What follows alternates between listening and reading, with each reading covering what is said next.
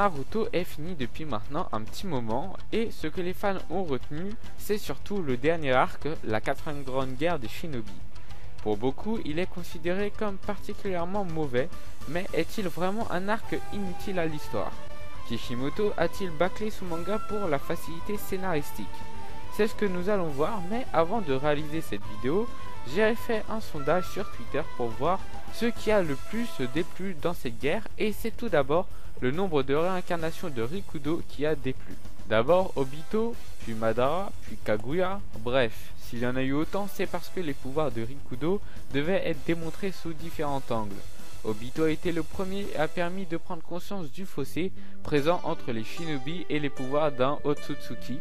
Puis Madara, déjà surpuissant, a eu pour seul rôle de servir de réceptacle à Kaguya grâce à deux facteurs, la possession de deux Rinnegan et le Tsukuyomi infini. Kaguya est l'achèvement des deux étapes précédentes et a une pleine maîtrise de ses pouvoirs uniques. Sans compter les nombres interminables de fillers ou de hors-série, la longueur des combats a également été à l'origine de la dévalorisation de cet arc. C'est-à-dire que scénaristiquement, le fait de finir sur une guerre est très bien pensé, on y reviendra. Mais le gros souci est que les personnages sont divisés en plusieurs groupes, en plusieurs unités, ce qui implique pour nous, lecteurs ou spectateurs, de connaître la situation de chacune de ces unités. Si les combats sont allongés, c'est dû au fait que l'on nous présente la situation de chaque groupe à la suite. Évidemment, ces situations se passent tous au même moment, donc les combats en parallèle sont rallongés pour nous permettre de prendre connaissance de tous les événements actuels au combat.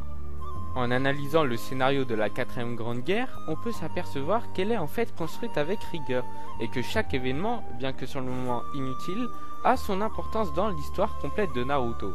L'histoire de Naruto avait fini d'être créée bien avant la création de Boruto. Par conséquent, Naruto devait se finir par l'histoire des ninjas, et cet arc l'introduit très bien.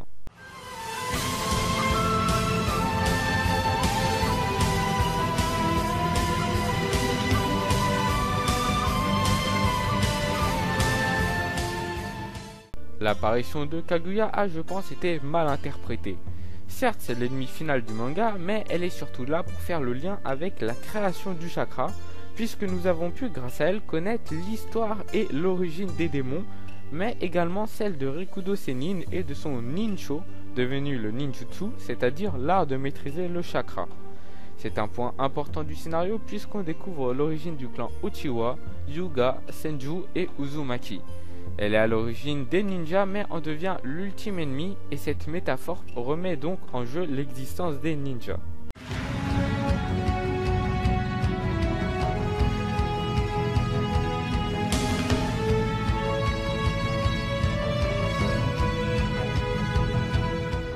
Naruto est l'antagoniste principal de cette guerre, d'une part parce qu'il est recherché pour son démon, mais d'autre part parce qu'il est un des seuls à pouvoir l'arrêter. N'oublions pas qu'il a été l'élève d'une figure légendaire, le grand Jiraiya. L'objectif de Jiraiya a toujours été d'arrêter les guerres entre les villages, d'amener la paix dans le monde sans pour autant mettre un terme à l'ère des ninjas. Ne pouvant pas réaliser cette tâche de son vivant, il la confia à Naruto. Cette guerre permit l'unification de tous les ninjas grâce à l'alliance ninja, ce qui a permis de créer de bonnes relations entre les villages, puisque leurs combattants devaient s'entraider pendant les combats. La mission de Jiraiya, reléguée à Naruto, a donc été accomplie grâce à la 4ème grande guerre ninja.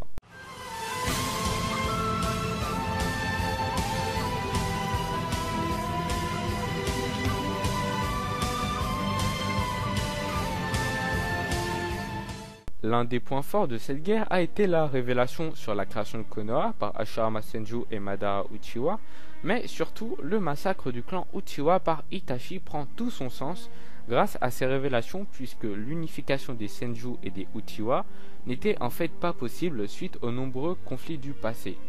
Itachi a donc dû endurer les conséquences des générations précédentes en exterminant son propre clan pour sauver le village. Nous qui connaissons déjà pourquoi Itachi a fait ce massacre, la guerre nous a permis indirectement, en faisant un parallélisme, de mieux comprendre cette éradication qui était sur le point d'être mise à exécution depuis plusieurs générations.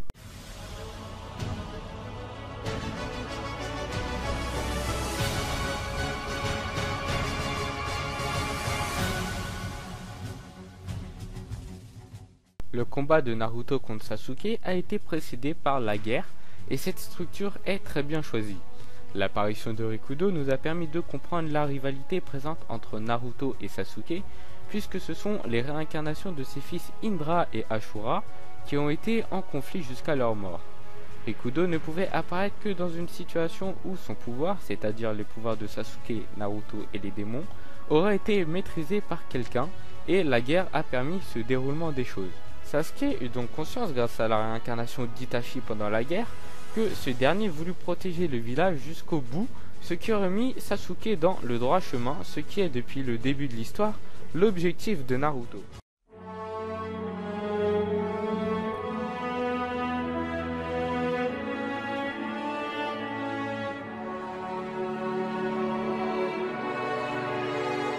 Cet arc est également un gros bouleversement au niveau de la génération des ninjas de Naruto. Neji périt au combat. Cet événement dramatique a été très mal vu par les fans. En effet, le message clé du manga Naruto est qu'un raté peut devenir un génie s'il persévère et travaille dur. C'est également la leçon que Naruto a appris à Neji pendant l'examen des Chunin.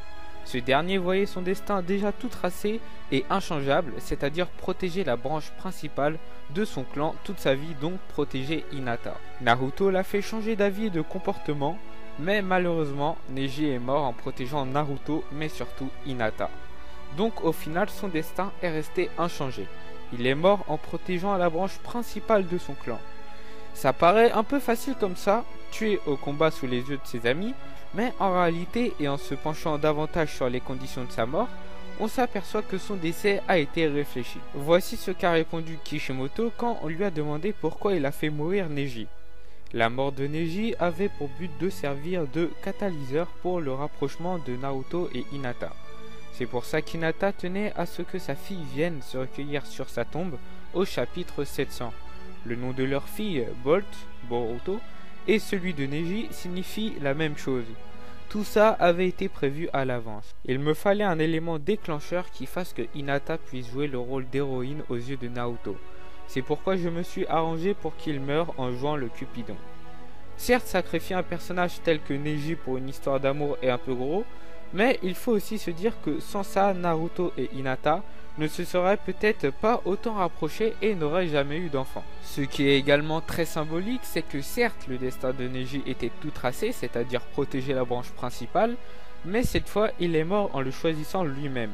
Il est mort en choisissant son destin et non en le subissant.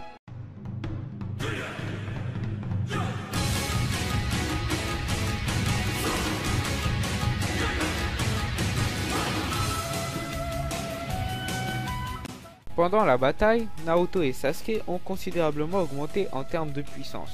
Ils passent de ninjas niveau Jonin Plus à des ninjas dotés de pouvoirs surnaturels. Cette évolution est due à la puissance de Rikudo, divisée en deux puis léguée à Naruto et Sasuke. Certes, ce niveau ne correspond pas à leur niveau quelques épisodes plus tôt, mais il suit parfaitement le passé des ninjas. Lors de la naissance de Indra et Ashura, chacun d'eux a hérité d'une partie des pouvoirs de leur père Hagoromo. Et étant donné que Naruto et Sasuke sont les réincarnations de Indra et Ashura, il semble normal qu'ils héritent de leurs pouvoirs et de leur puissance. Même si cette évolution apparaît subitement, le fait que Rikudo, qui est le père de leur réincarnation, leur lègue ses pouvoirs permet de rester cohérent dans l'histoire.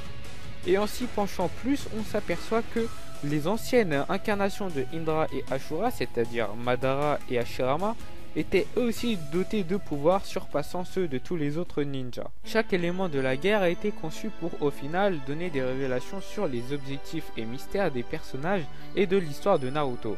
La différence de puissance entre le début de Naruto et la 4ème guerre est énorme. Certes, cela peut être une raison de la déchéance de cet arc et la dénaturalisation de Naruto, mais dès le début de l'histoire, on nous parle d'un démon à la puissance titanesque. Il était évident que cette puissance allait servir à combattre quelque chose du même niveau et même plus, ce qui au final a été Jubi.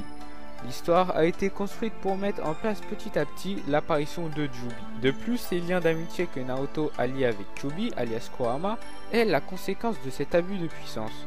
Pourtant, le fait que le renard et Naruto coopèrent a énormément plu à la communauté. Ça a donc été un mal pour un bien, c'est-à-dire l'apparition de Jubi pour l'unification de Naruto et Kyuubi. Le fait de finir sur une guerre est une très bonne chose, tout d'abord pour toutes les raisons et informations citées précédemment, mais surtout pour rendre Naruto un personnage historique, héros de la Grande Guerre. À ses débuts, c'était un ninja sans talent particulier qui ne savait même pas exécuter le clonage. Et maintenant, c'est le ninja qui sauve le monde shinobi grâce à sa détermination. La guerre l'a rendu héroïque puisqu'il a été le meilleur atout des 5 villages réunis. Lui qui a toujours voulu être reconnu par les habitants de son village se voit être reconnu par le monde ninja tout entier. Une fin à la hauteur de son histoire. Voilà, j'espère que cette vidéo vous aura permis de voir d'un meilleur œil le dernier arc de Naruto et vous aura montré qu'il n'a pas été fait au hasard et qu'il a été réfléchi. N'oubliez pas le pouce bleu si vous avez aimé, ça permettra à la chaîne d'être plus mise en avant. Je vous dis à la prochaine pour une nouvelle vidéo, bye.